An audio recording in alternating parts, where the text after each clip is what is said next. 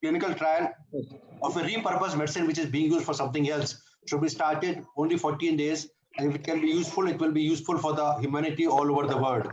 And the medicine which will be used for something else. So I finished my talk at this point of time. Now I have to request and invite Honorable Indresh Ji. So I was just saying that this repurposed medicine is very important, and in fact, I will talk to the people. Just to say you that I am his proud son and is my proud father. Dr. Abhinanda is my father. I worked earlier.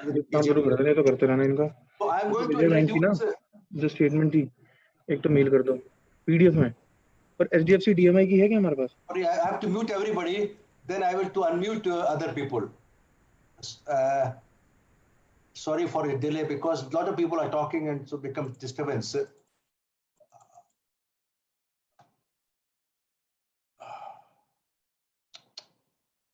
so I have to unmute Honorable Indresh Ji before I introduce him. Can you unmute Chinmay? Can you unmute him? Sir, can you unmute yourself?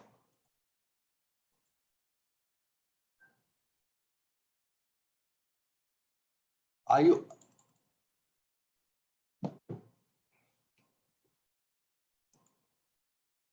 Hello. Yes, we can hear you. So I give you a small biography about yourself, although everybody knows you. But to further give you a formal introduction, Honorable Andresh Kumar Ji is a Margdarshak guide of the Muslim Rashtriya Manch, which is a Muslim organization in India supported by RSS. But of course, it is more important that he is a national executive member of Rashtriya Swayamsevak Sangh. He is a very fine, thorough gentleman. If you go to meet him, he will meet with a great smile to everybody. A little about him, his association. After completing his education, Indresh Kumar Ji joined RSS as a full-time preacher in 1970. That means he's associated since that time. In order to connect the Muslim to Rashtriya Swayamsevak, Indresh Ji formed the organization of Muslim National Forum in 2002. He also played an active role in the underground movement of 1975 during emergency in India. Indresh Kumar Ji is the chief patron of Bharatiya Tibet Sahyog Manch also. But of course, other than that, he's a very fine human being with a full of knowledge. Now he's going to guide us with the best knowledge he has regarding pandemic COVID-19 और भारतवर्ष और बाकी बातें आप कुछ बताएंगे जो कि हमारे लिए यूजफुल होगा जो बाकी लोग Facebook लाइव और YouTube लाइव पे सुनेंगे उनके लिए भी. Thank you very much. Please welcome and once again I'm thankful to you from the core of my heart for giving us the time, a precious time of yours from your city place. First of all, I and all we pay homage to those who are not on the earth now, have lost their lives from the COVID-19 and also have all the sympathy with their families.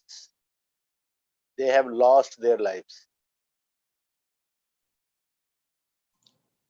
Secondly, Dr. Vivek, Dr. Gupta, Dr. John, and other dignitaries, brothers and sisters present in this webinar, I congratulate and I welcome all of you. First thing, for COVID-19, I want to say and I want to ask, not to answer you yourself, but you think of that. It is simply a virus took birth from the and in the nature. Either it is a bioweapon created by China in China against the humanity in his lab situated in Wuhan. यह एक जीव शस्त्र है जो चीन ने create किया या एक नेचर में जन्मा वायरस है. इस बात को सारे दुनिया के डॉक्टरों ने और सारी दुनिया के लोगों ने पक्का करना चाहिए. जब आप वायरस कहते हैं तो इसकी केमिस्ट्री और कल्चर चेंज हो जाती है. when you deal it as a bio weapon against the humanity, तो फिर इसकी कल्चर और केमिस्ट्री डिफर कर जाती है। मैं आप सबसे ये रिक्वेस्ट करूंगा, आप इसको जब नेचर का वायरस मानते हैं तो आप नेचर में खोज करते हैं इस वायरस के पैदा होने का कारण कौन सा है। जब आप इसको ये मानेंगे, it is not a virus, it is a bio weapon against the humanity to rule the world by the China, और दे क्रिएटेड दिस, तो फिर attitude to treat that corona या कोविड-19, it will change, and also the method, the way of treatment, the medicine will change. तो मेरा आप सबसे कहना है, it is not a virus from the nature by the nature, it is a created bio weapon by the China. It is well known to the world. So I request all of you, in your conferences, you have a written and direct direction. यह man-made virus against the humanity. दूसरी बात मैं कहूंगा, जो भी चीन के लोग उस समय वुहान में थे और 19 के एंड में और 20 के शुरू में, they have left China, have gone to the various countries of the world. तो उनमें ये वायरस संक्रमण हुआ था और वो वायरस लेकर दुनिया में गए। They are the first जो vehicle of the bio weapon बने। इसी के साथ दूसरी बात भी है, उस समय में इस आश्चर्य को देखने के लिए जो लोग चीन आए या वैसे ही चीन आए, चीन उनको योजना से वुहान ले गया और वो वुहान में इस वायरस का या इस बायो वेपन का संक्रमण उनमें हुआ, और जब वो वापस अपने देश में गए, तो now you think of December 19 and January 20, from these people this bio weapon spread to the world. इसको जब जान लेंगे तो आपकी मनोविज्ञान इसकी मेडिसिन के लिए और ट्रीटमेंट के लिए 180 डिग्री और चेंज हो जाएगा। इसके लिए दवाई खोजने का भी प्रयत्न, इसके लिए दवाई बनाना और मरीज को ट्रीट करना, ये भी समझ में आएगा। Third thing, you think of that, till today more than 8 to 9 months have been crossed throughout the world. China till today never said a sorry to the humanity. मानवता के लिए आज तक उन्होंने नहीं कहा।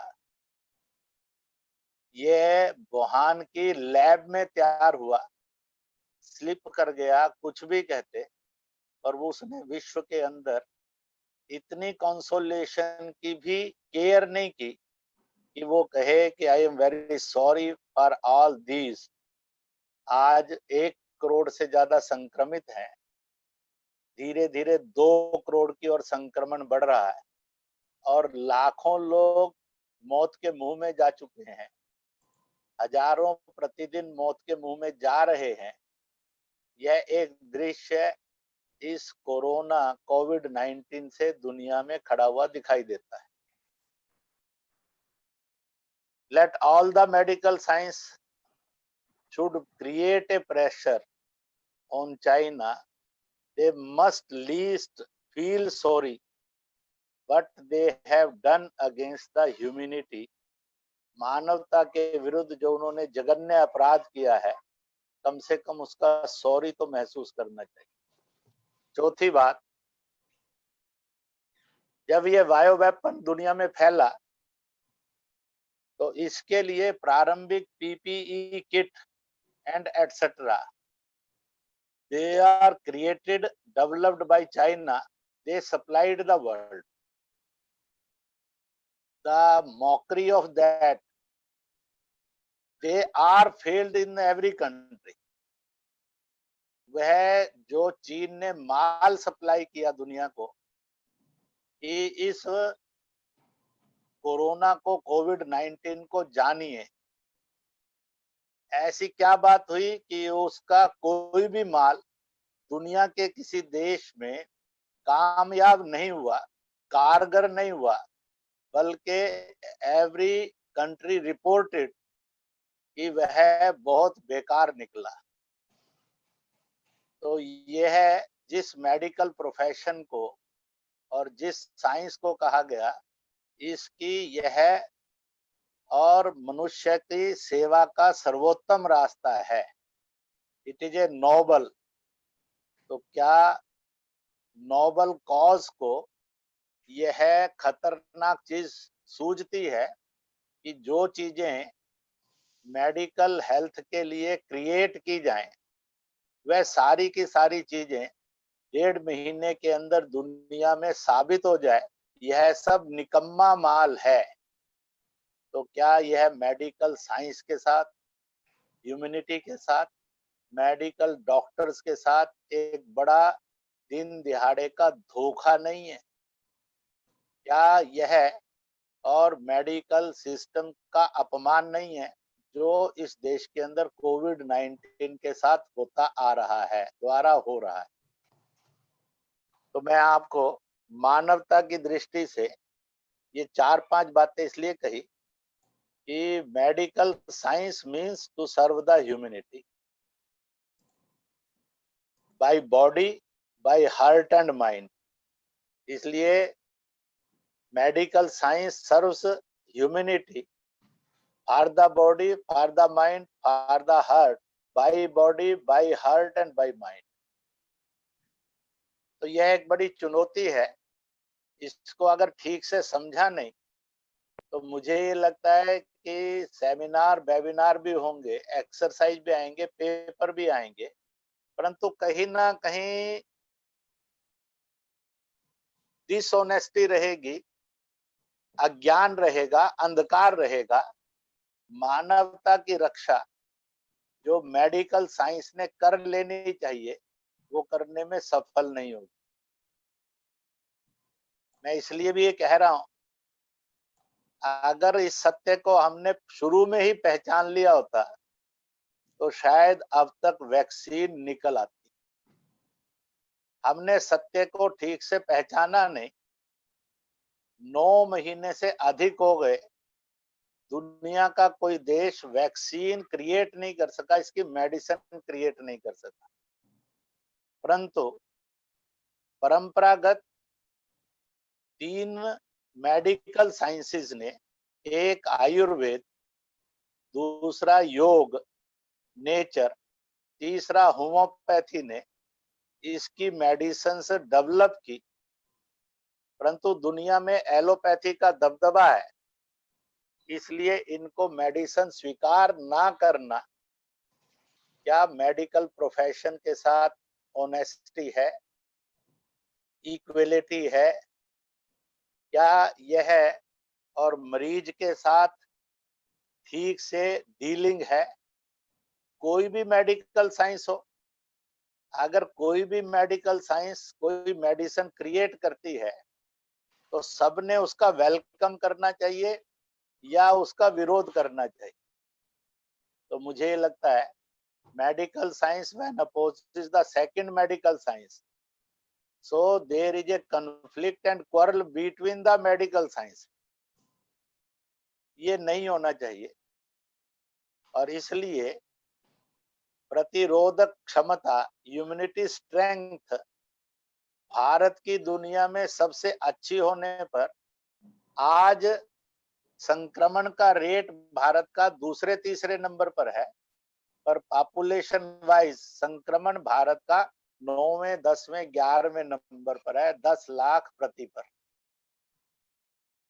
रिकवरी रेट अगर इसकी कोई मेडिसिन नहीं थी, वैक्सीन निकला नहीं, प्लाज्मा मिलता नहीं, तो फिर रिकवरी रेट 65% से अधिक कोविड-19 का भारत में कैसे बना है और क्यों बना है, किस लिए बना है, और डेथ रेट लेस देन 2% बना है। कुछ स्टेट्स में तो भारत के रिकवरी रेट और 84-85% तक चला गया है, डेथ रेट बिलो 1% चला गया है। पर टोटल ओवरऑल सिनेरियो में डेथ रेट 2% और लेस देन 2%, रिकवरी रेट 64-65% होना, जबकि अभी तक दुनिया ये कह रही है इसकी प्रॉपर मेडिसिन नहीं आई। क्या बिना प्रॉपर मेडिसिन के 65% रिकवरी रेट की पॉसिबिलिटी हो सकती है? नहीं हो सकती। इसलिए मैं आपसे अपील करूंगा as a bigger brother, allopathy and these all you doctors must lead now conferences separately की बजाय आप सारे मेडिकल सिस्टम की भी कॉन्फ्रेंस करके और ह्यूमैनिटी को सेव करने के लिए इस वायो वेपन से कैसे लड़ा जाए, जिस जिस मेडिकल साइंस में जो जो उसके लिए मेडिसिन है, वे ऑफ ट्रीटमेंट है, स्ट्रेंथन द, और वह ह्यूमैनिटी स्ट्रेंथ को स्ट्रेंथन करने वाली जो चीजें हैं, वो फ्रॉम वन सिस्टम और the second system is there is a possibility on medical lines the world can be a united world, is a one world fighting all the medical system against this COVID-19. Can you think of that? If you will lead that, I hope so. It will be a golden and it will be a so historical. All the medical sciences came together to save the humanity. Every medical science का doctor Nobel माना जाता है। तो you think of that कि holistic approach के साथ केवल आप सेपरेटेड मेडिकल साइंस चलती रहेगी तो कॉन्फ्लिक्ट्स उभरेंगे, ह्यूमैनिटी के साथ ही ये जुल्म होगा और मेडिकल जो है कोविड-19 को सक्सेसफुली ट्रीट करने में और उसने यश प्राप्त किया, ये कभी स्थापित नहीं हो सकेगा। So again and again I request doctor Vivek and all the medical sciences experts, doctors, come forward, unite the medical science of any system and come further to save the humanity throughout the world. By one medicine and the second medicine, give the chart of the medicines which is available for different causes, for different purposes, so the world can be made survive and also can fight with this COVID-19, the bio weapon by China. मैं अंत में आप सबको यह एक प्रार्थना जरूर करूंगा और वह ये करूंगा कि आखिरकार जब एक इतना बड़ा अत्याचार है तो क्या मेडिकल प्रोफेशन एलोपैथी ये डे बाय डे कॉस्टली होना चाहिए? कोविड-19 का एक हॉस्पिटल मरीज की ट्रीटमेंट का और उसकी रिकवरी के लिए 20 लाख 15 लाख का बिल बनता है। It is also a not a torturing of the human being. It can be lowered down or not. When you discuss your webinars COVID-19, you must discuss the lower rate can be achieved or not. Why not the total treatment can be given in a 1 lakh, 2 lakh, 3 lakh? Why it should be in 15 lakh, 20 lakh, 25 lakh and 30 lakh? I have never heard, I have never read in any paper, I have not heard in TV channels that doctors came together. They thought of that also. It is a big thought on the humanity to serve the humanity. When doctors becomes the swasth yodha, or they have lost their lives for that, तो doctor can come forward कि हम इसकी सारी सुविधाओं को सस्ता करते हैं और सुविधा हम, इलाज हम बढ़िया देंगे, इसलिए इलाज बढ़िया और खर्चा कम, इस चुनौती को भी इस समय स्वीकार करना चाहिए। अभी तो ऐसे लगता है medical science is against, working against humanity, क्योंकि बढ़िया इलाज बहुत बहुत बहुत बहुत महंगा उपचार, which is against the pocket of the common people of the world. So I hope so. You must have this point also in your conferences कि बढ़िया उपचार होगा, सस्ता उपचार होगा, and it will be, मैं इसलिए कह रहा हूं, जब चीन ने माल सप्लाई किया तो उसने बिजनेस किया।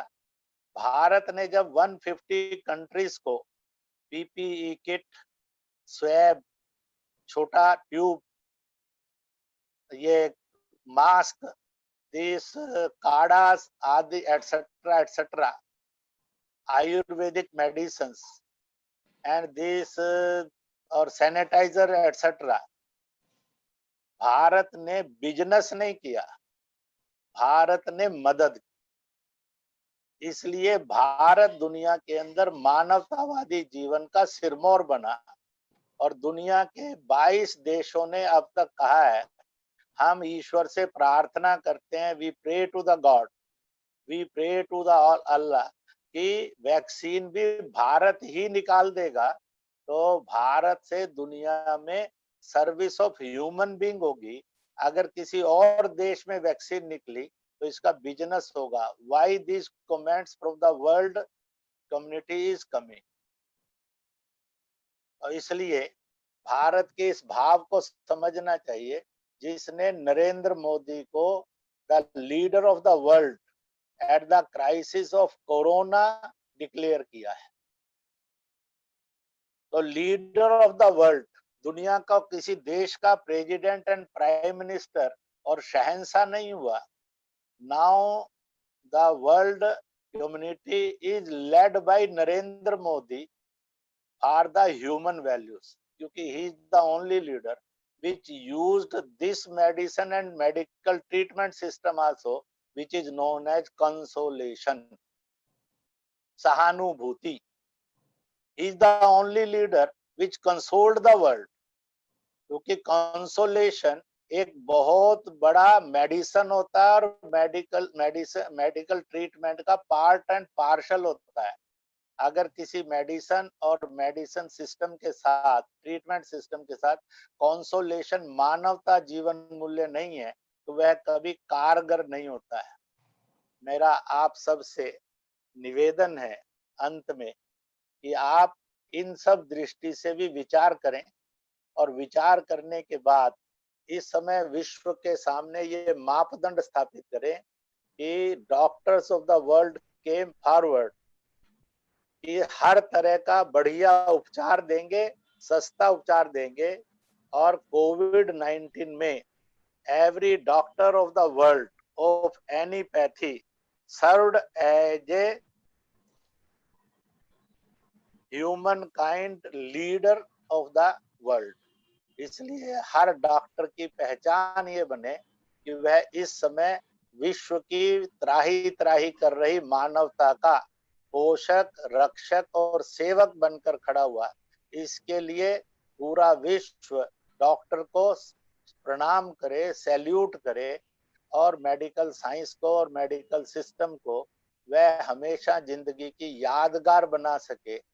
Have this opportunity, I request you, I pray to the God Almighty, all doctors should come forward to save the humanity from this COVID-19। मुझे डॉक्टर विवेक जी ने मौका दिया, आप सबने मुझे सुना। आई होप सो कि यह और विश्व के अंदर मानवता पर जो एक भयानक अत्याचार और प्रहार हुआ है आप सब उससे उसको बचाने में पूरी ताकत से लगे हैं और पूरी ताकत से लगेंगे। इन्हीं शब्दों के साथ जयतु भारत, जयतु चिकित्सक, जयतु मानवता विश्व। तो चिकित्सक की जय हो और वह मानवता का रक्षक बनकर आ गया, ऐसा feeling through out the world बनना चाहिए। इन्हीं विशेष शुभकामनाओं के साथ आप सबको मैं बहुत बहुत बधाई देता हूँ। होप एंड मैं आप सबको सैल्यूट करता हूँ। बहुत बहुत धन्यवाद, बहुत बहुत धन्यवाद। बहुत बहुत नमस्कार। बहुत अच्छा आपका अभिभाषण रहा। मैं चाहूंगा थोड़े समय और रुकें। अभी दो बातों से आपका मैं अभिभाषण को मैं समराइज करना चाहता हूँ। Jack is our very important leader from RSS and very important person who is heard widely, including the Prime Minister of India who listens to him. What he said, number one, is that he wanted that holistic medicine approach should be there. That means not only allopathy, which we are doing it, but also Ayurveda, homeopathy, and there are a lot of medicines which are being used by Indian Ayush Mantralaya should be given a priority, not only in India, but also outside India. We'll share those data later on. Secondly, what he said was that our Prime Minister, Honorable Modi ji, has become a world leader in doing the crisis and exporting a lot of PPE kits and other personal protection equipments to more than 150 countries. And third point, he pointed out that it is not actually a natural virus. He said it is actually a man-made human biowar virus, which is quite sure, and therefore, and there are some evidences which he says that how could they prepare so much of kits in so early part of the corona when Mr. Donald Trump was enjoying India on 24th February, and he was never expecting that India, the whole world will suffer like this, and unfortunately, and China was aware of this. And last point he said was the cost of the treatment. I wanted to know from Jack, if you're listening, that in India, we have two types of setups. One is public hospitals, which is totally free of cost. And secondly, the private setup, which is giving a better, I would say there's no doubt in saying that the quality of treatment is better for most of the, especially a few corporate hospitals. So when they become the cost, earlier the cost was coming too high for the people, general population to there, because the cost of the treatment in ICU, especially when they go on ventilator, the medicines were expensive. If you see the remdesivir medicine is only 25,000 rupees. It's